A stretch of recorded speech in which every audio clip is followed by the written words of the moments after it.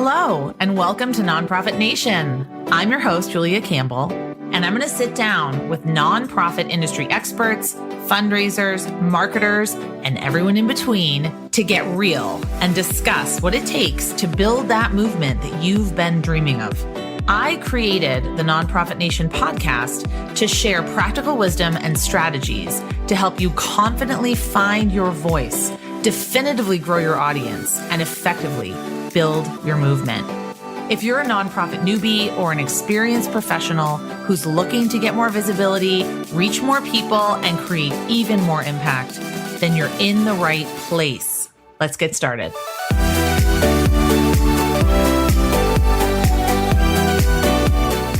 All right. Hi, everyone. Welcome back to Nonprofit Nation. Another episode. Thrilled to be here with you today. Thanks so much for listening, by the way. I really appreciate you taking some time out of your day to listen to this show. Today, we're going to talk about something I'm passionate about, and you know me, small nonprofits. So nonprofits with small and very small budgets, a few $100,000 a year, down to the very smallest budgets. And we're going to talk about fundraising and all sorts of things, social media, board governance. I have an expert here, an author, Erik Hanberg. He spent 20 years working with nonprofits. In addition to serving as the director of two nonprofits, he served as an interim ED twice and worked for nonprofits in marketing and fundraising.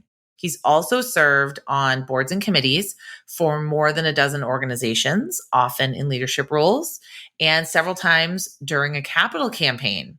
He's the author of 4 books for nonprofits, focusing on the very, very, very small nonprofits, which I love, around nonprofit management, fundraising, social media, and board governance, which have collectively sold tens of thousands of copies. And now he is the director of marketing, did I get that right, at KNKX Public Radio in Seattle and Tacoma. Welcome, Erik. Thank you so much for having me. I'm really excited to be here. So how did you get into this work? And tell me about your current job in public radio. I'm a huge fan of public radio.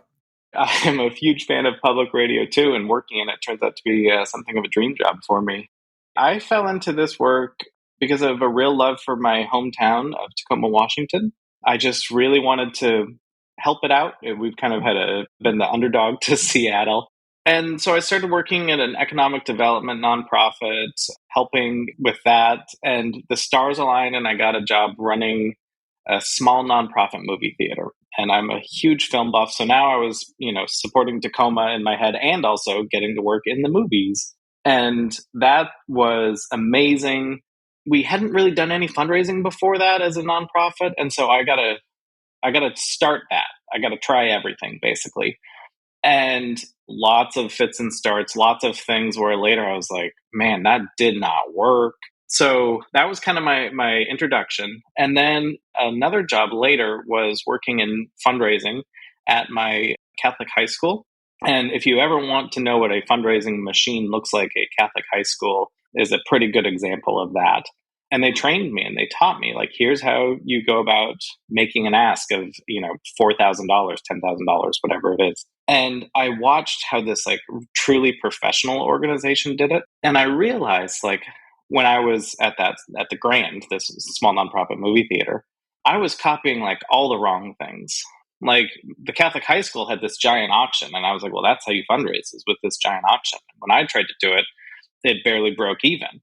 I realized there was way more efficient, way more effective things that I could have been doing. And that got me started in the work and really started me writing the books.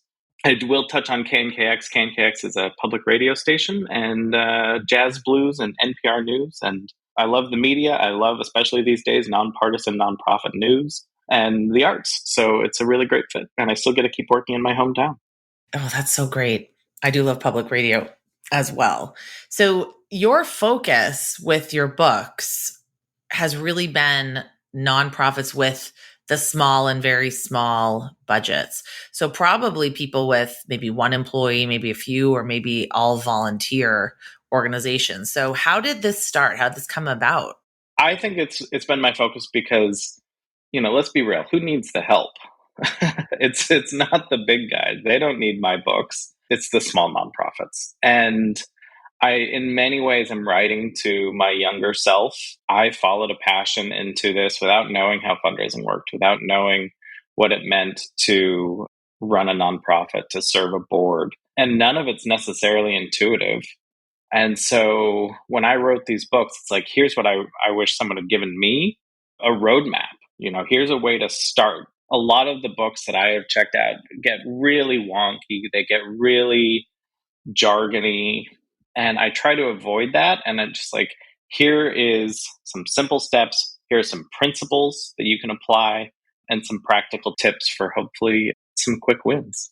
So I love that you're writing to your younger self. It's what you wish you'd known when you started out.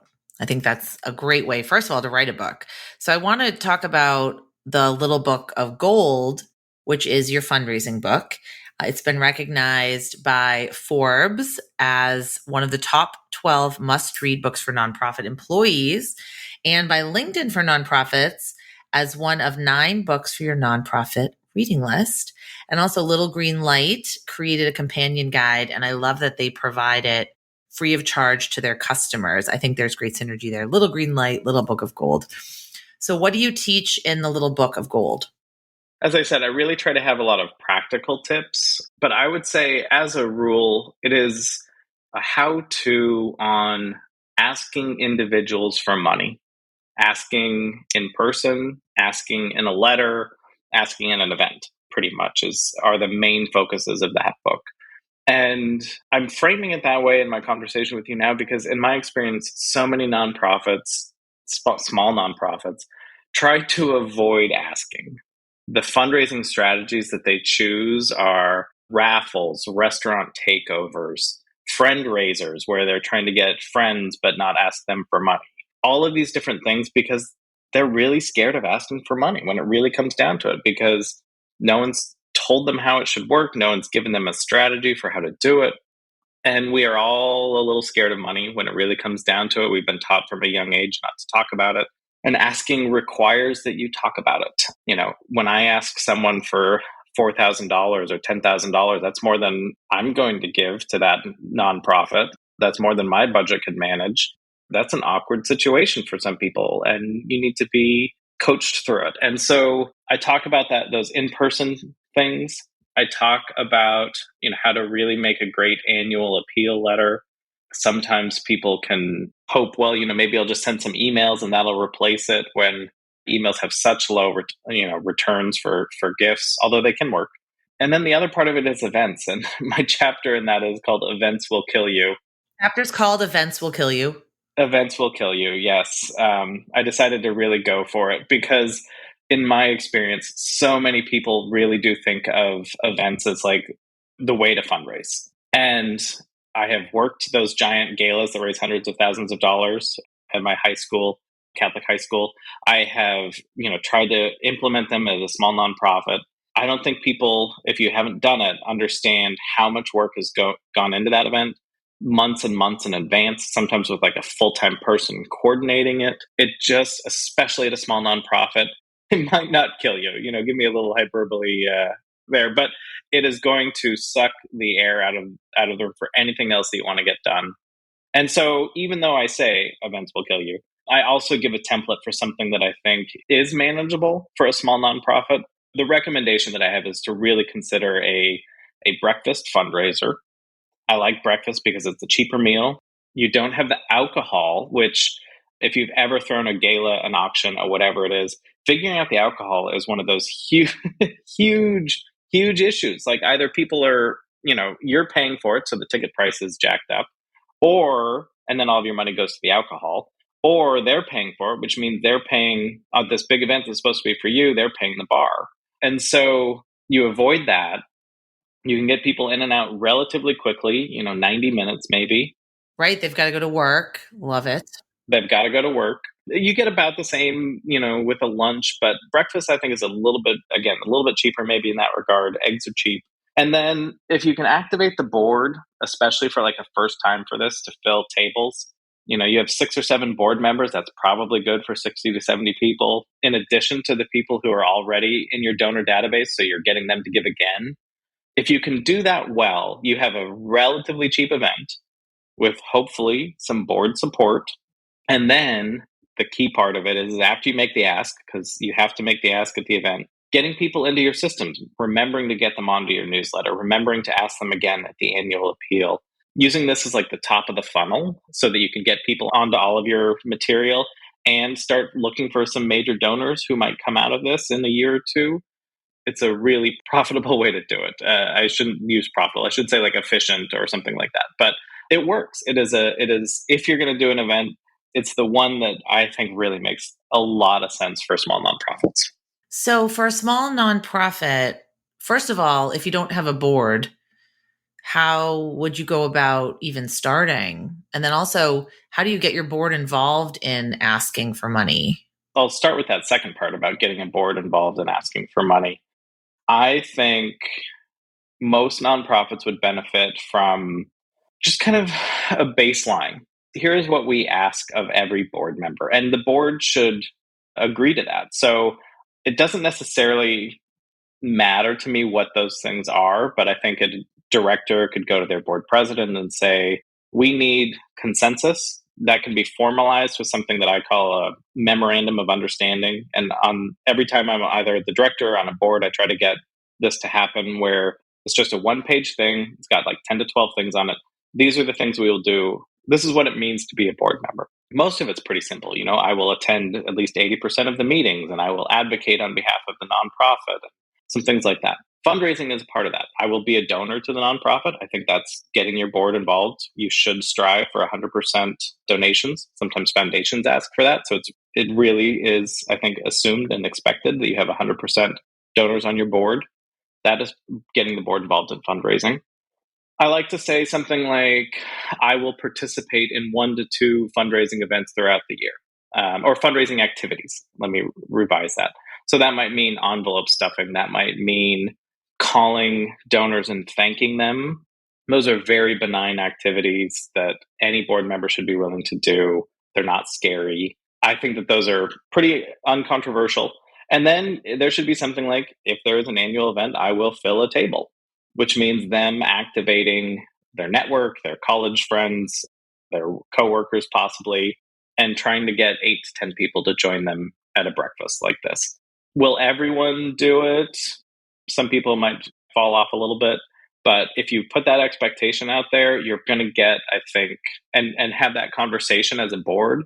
In my experience, people rise to the occasion. They at least try to do these things. And that's the basis for an event. How did you see these kind of events change in the last 2 years? Are they coming back? Did more events shift to digital? Did they just kind of go on hiatus? Oh, that's such a good question. I've seen a lot of digital events with, very mixed success. They started to get more and more highly produced as people figured out the technology. The board that I serve on right now, we did 2 of these, and we didn't have a lot of success with either one. I really think in our case, we used it as just kind of like a kickoff to the end of the year campaign. And I think that when it is digital, it's worth thinking about it not just as that one day thing, but it's like part of a bigger fundraising mix. I am excited to go back into person because it is a more effective way to fundraise. But if this is where we are, then I think that would be my recommendation is don't just treat it as like we're trying to get all these donations on this one day. We are trying to get people's attention for other ways of giving throughout this like fundraising season, because you're going to be getting gifts early on, you're going to be getting gifts after the event. Don't just try to pin it all on this one day. So where can small nonprofits find donors, especially if they're just starting out? This is a question that I get pretty frequently. I really think the event is a really good place to do it because you're bringing in board members, really tapping your social, by which I will also include things like email and things like that. I think about concentric circles around your nonprofit. Like in that closest circle, you have your major donors, you have your volunteers, people who really know and love you. In the circle outside of it, you have just regular donors. Outside of that are the people on your Facebook pages, your subscribers on your newsletter, Outside that, you're at people who like you but don't subscribe to anything. And outside that, you have like people who would like you if they just knew about you. And outside that is the general public. And so often people are like focused on the general public and they're like, how do we get that person to give us money? And as I think you know this well enough, like what I just painted is a picture of like how fundraising blends into marketing, and everyone's always focused on both marketing and fundraising on the general public. My recommendation for fundraising, for marketing as well, just try to get a visual that I hopefully just put into your head. Try to get everyone one step closer. Like, what is your strategy for getting the people who like you onto your, to subscribe to something? How do you get your subscribers to give for the first time? How do you give those donors to become monthly donors or major donors? It's a lot of smaller problems as opposed to the one big problem. How do we get more donors?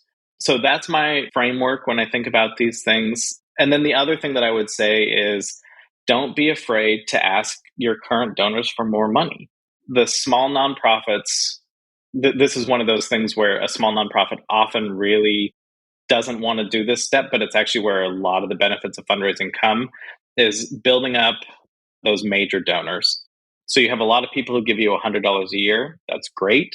How do you get some of those people to give $250? Maybe you try to get a bunch of people at monthly donors at $20 a month. That'll get you $240.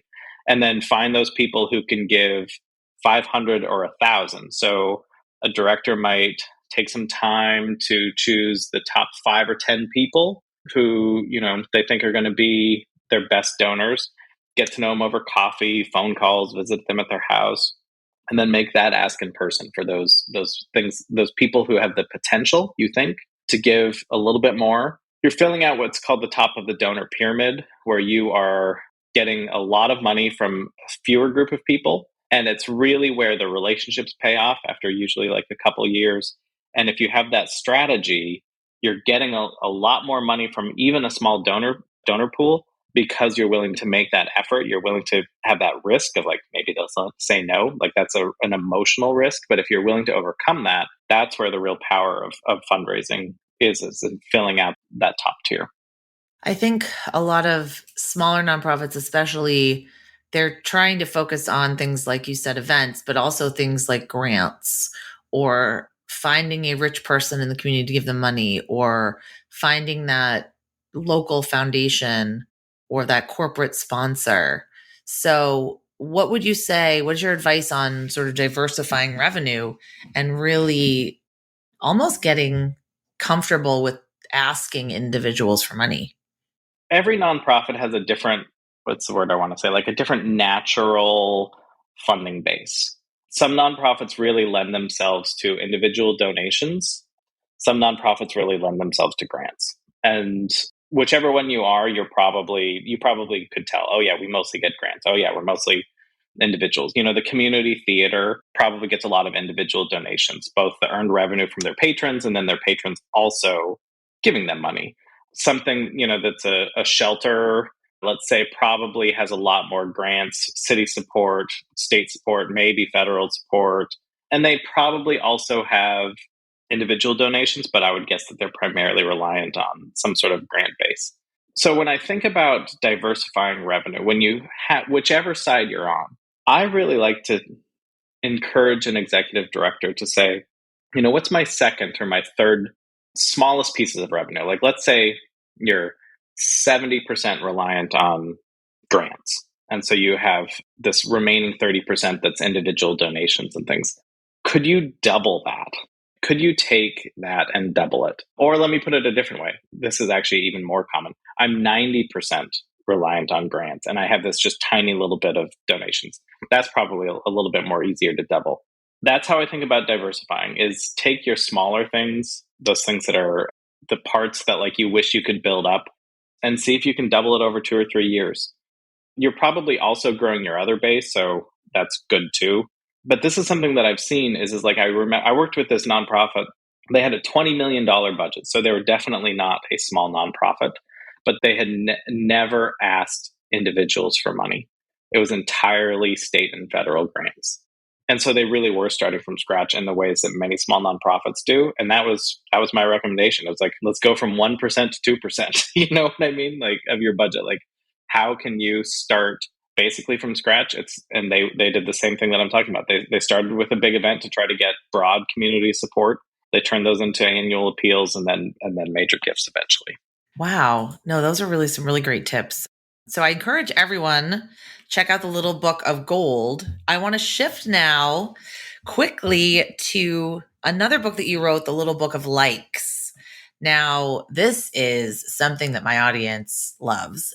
They come to me for social media advice, digital marketing advice. So I want to ask you a question that I get every single day. I think I just got it 5 times today. When you're a one-person shop wearing all the hats, how can you shoehorn social media management into the work? What is your piece of advice? I think a plan is definitely the best place to start. Fundraising and marketing are two of the things where there's always something more you could do. You could spend your entire career doing those two things and you would still have more ideas and things to try. So try to come up with in advance a plan that seems reasonable. I will update my Facebook page twice a week, once a week, twice a month, whatever it is. Try to come up with a plan that you think you could manage.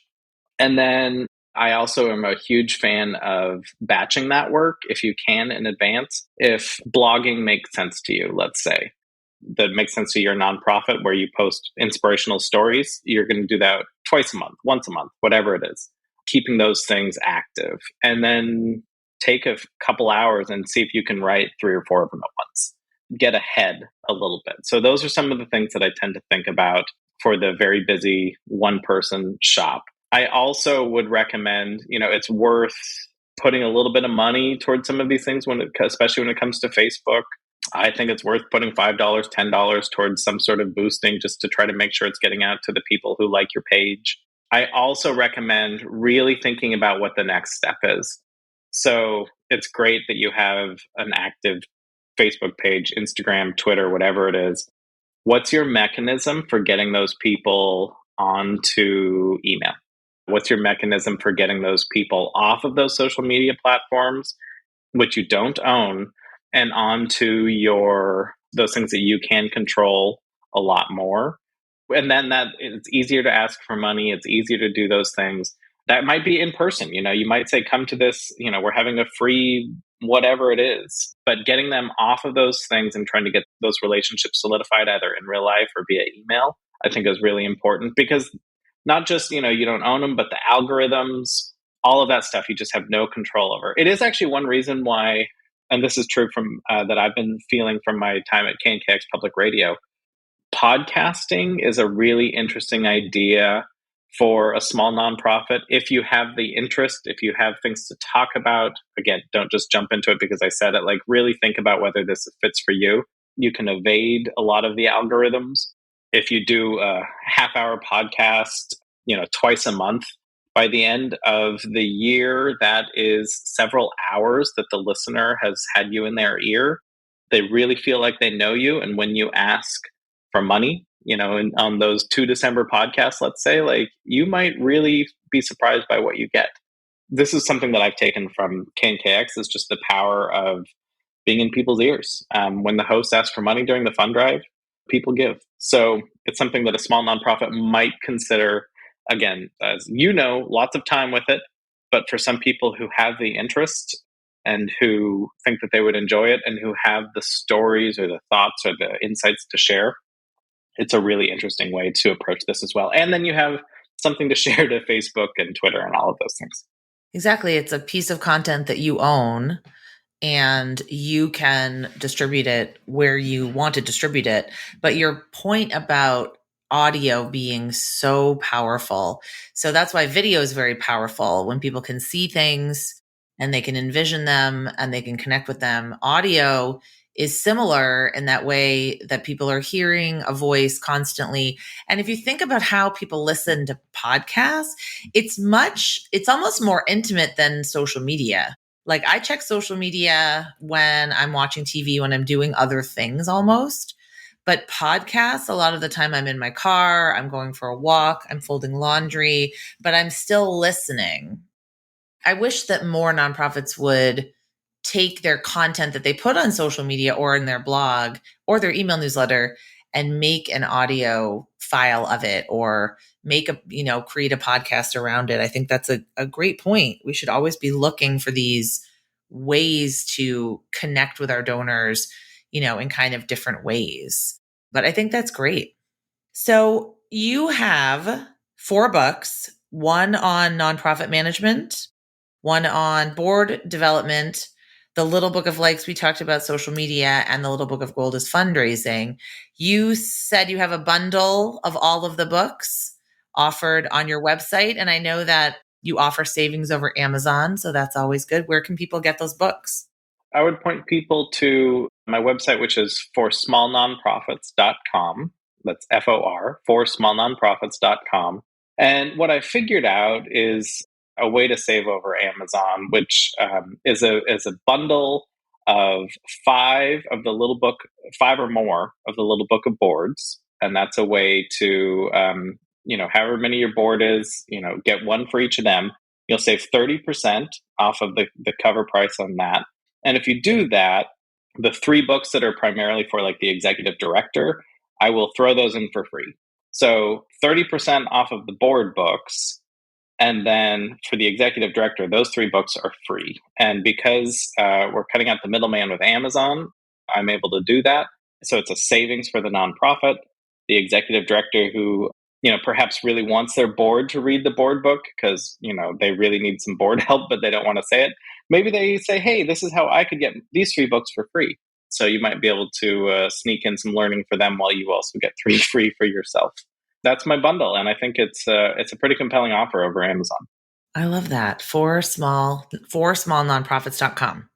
If you are in the Seattle, Tacoma area, make sure you listen to KNKX public radio, support public radio, really important. I totally believe in it. And I support my local station here in Boston. So if you are in the area, make sure you take a listen. Go check out Erik's books. And Erik, thanks so much for being here today and sharing your wealth of expertise. Thank you for having me. It was such a great conversation.